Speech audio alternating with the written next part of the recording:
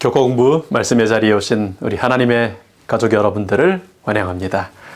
죄 많은 세상에 사는 우리들을 위해 주신 교훈과 경고와 위로의 말씀을 통해 하나님 만나는 말씀의 시간 되시기를 축원합니다. 오늘은 수요일 교과 고린도전서 6장 후반부의 말씀을 데살로니가전서 4장 전반부의 말씀과 함께 성적 부도덕에 대한 해독제라는 제목으로 함께 묵상하겠습니다. 우리 말씀을 위하여 함께 기도하시겠습니다. 아버지 하나님, 저희에게 생명을 말씀, 삶의 절대 기준이 되는 말씀을 주셔서 감사합니다. 약속하신 성령 하나님, 저희 중에 임재하셔서 말씀을 깨닫게 하시고 하나님의 말씀을 받아들이게 하시며 말씀에 따라 사는 성령님 충만한 하나님의 자녀들 되게 해 주시옵소서. 성적 부도덕에 대한 해독제를 주실 때 받아 사용하며 진리가 주는 자유를 누리게 해 주시옵소서. 감사하신 예수님 이름으로 기도합니다. 아멘. 여러분, 해독제가 있다는 것은 정말 좋은 것이죠. 독이 아예 없으면 참 좋은데요. 우리는 어쩔 수 없이 날마다 독에 노출된 그런 독이 있는 세상, 죄의 세상에 살아갑니다. 이번 과 첫 페이지에 들어가는 이야기에 있었던 것처럼요. 사람의 뇌는 스펀지와 같이 온 우리의 감각 기관들을 통하여 들어오는 모든 것들을 빨아들이고 저장합니다.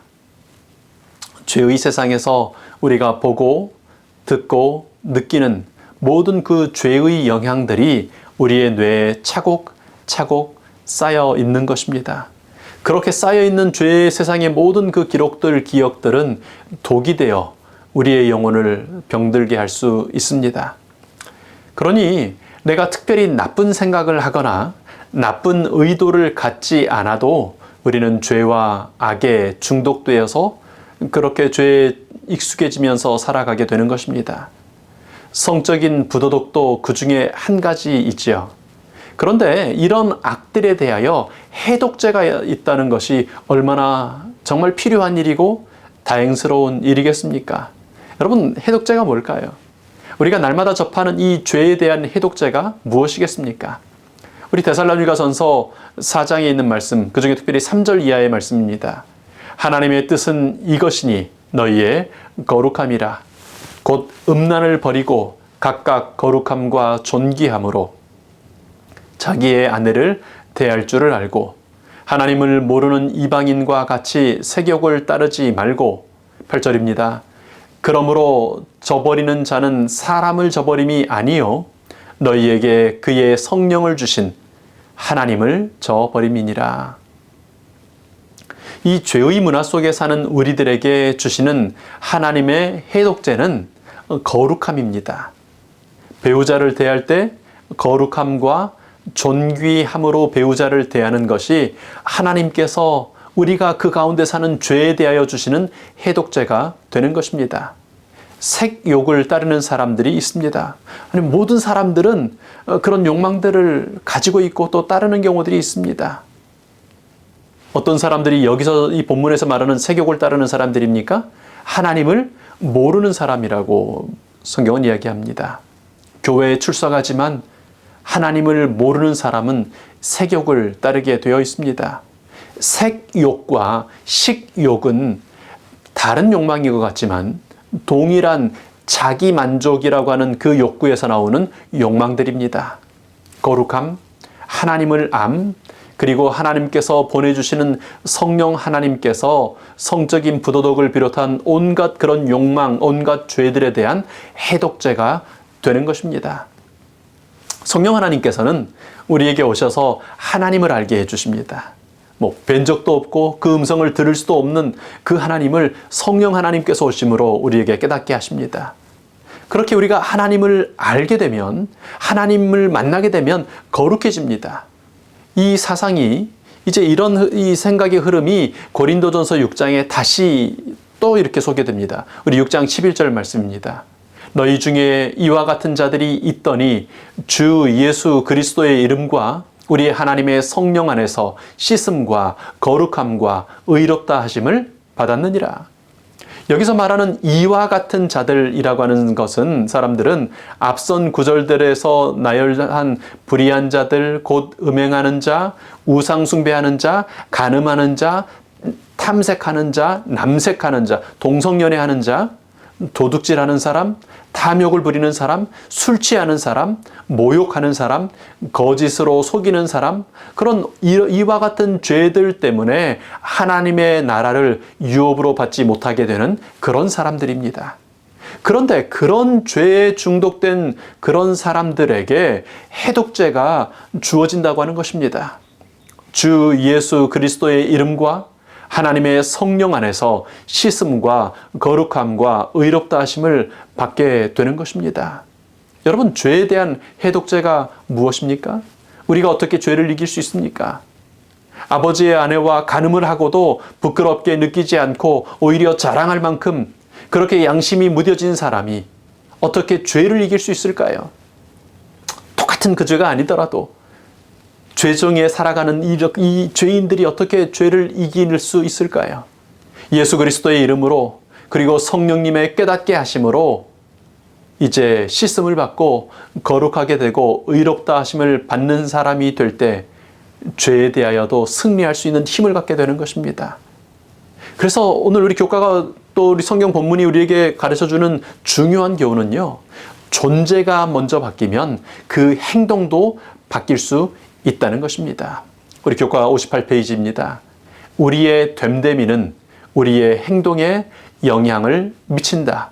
이 둘은 서로 뗄 수 없는 관계이다. 우리의 존재가 먼저 바뀌면 죄를 이길 힘을 갖게 된다는 것입니다. 존재가 바뀌면 행동이 바뀌는 것입니다. 여러분, 우리 삶 속에서 반복되는 죄가 있습니다. 사람마다 다릅니다. 내 삶에서 지겹게 반복되는 죄가 있어요. 극복한 것 같은데 또 반복되고 다시 반복되어 절망에 빠지게 하는, 남들은 별로 그렇게 심각하지 않은 것 같은데 나에게는 심각한 그런 죄들이 있습니다. 여러분, 그 죄와 씨름하는 것만으로는 죄를 이길 수 없다는 것입니다. 우리는 그 죄를 이겨보겠다고 죄를 바라볼 것이 아니라 그리스도 예수님을 바라보아야 합니다. 죄로 유혹하는 사단에 대하여 생각할 것이 아니라 성령 하나님을 묵상해야 합니다. 사단이 강하다는 것, 어떻게 나를 이렇게 반복해서 나를 넘어뜨리는가 하는 그 사단에 집중할 것이 아니라 성령 하나님의 인도하심과 예수 그리스도의 십자가의 능력을 바라보아야 합니다. 장대 위에 높이 들린 구리뱀을 바라보아야 하는 것입니다. 그래서 그 예수님께서 내 마음 가운데 커지면 씻김을 받고 의롭다 하심을 받고 거룩하게 됩니다. 그렇게 존재가 바뀌는 것이 죄에 대한 해독제가 되는 것입니다. 오늘 우리 교과책은 고린도전서 6장 후반부에 바울이 소개하는 존재가 바뀜의 상태를 세 가지로 정리하고 있습니다. 우리는 이 주 예수의 이름과 우리 하나님의 성령 안에서 씻음과 거룩함과 의롭다 하심을 받은 존재라고 하는 것입니다. 씻음을 받는다는 말을 우리가 오해해서 언제든 씻어주실 것이기 때문에 죄를 지어도 상관없다, 아무렇게나 할 자유가 있다고 그렇게 해석하는 사람들이 있었습니다. 그런 착각은 위험한 착각이죠. 우리 교과책에 이 문장이 참 좋습니다. 우리는 죄에서 자유를 얻은 것이지 죄 지을 자유를 얻은 것이 아니다. 예수님께서는 우리를 죄에서 자유하게 해 주십니다. 죄 지을 자유, 아무렇게나 죄를 지어도 될 자유를 주시기 위하여 십자가에서 죽으신 것은 아닌 것입니다. 우리의 존재가 하나님의 품성으로 바뀌는 두 번째 예시가 이렇게 소개됩니다. 둘째, 우리는 그리스도의 지체이다. 이것은 우리가 그리스도와 연합해야 한다는 뜻이다. 음행은 그 연합을 깨뜨린다. 성경이 소개하는 죄의 정의들이 몇 가지 있습니다. 잘 아시죠? 불법이 죄고 불의가 죄고. 그런데 그 성경이 제시하는 그 성경의 죄에 대한 몇몇 가지 그런 정의들 가운데 어쩌면 가장 근원적인 정의가 이사야 59장 2절의 정의가 아닐까 생각합니다. 오직 너희 죄악이 너희와 너희 하나님 사이를 갈라놓았고 너희 죄가 그의 얼굴을 가리어서 너희에게서 듣지 않으시게 함이니라. 죄는 사이가 갈라지게 하는 것입니다. 얼굴을 보지 못하게 만드는 것이 죄입니다.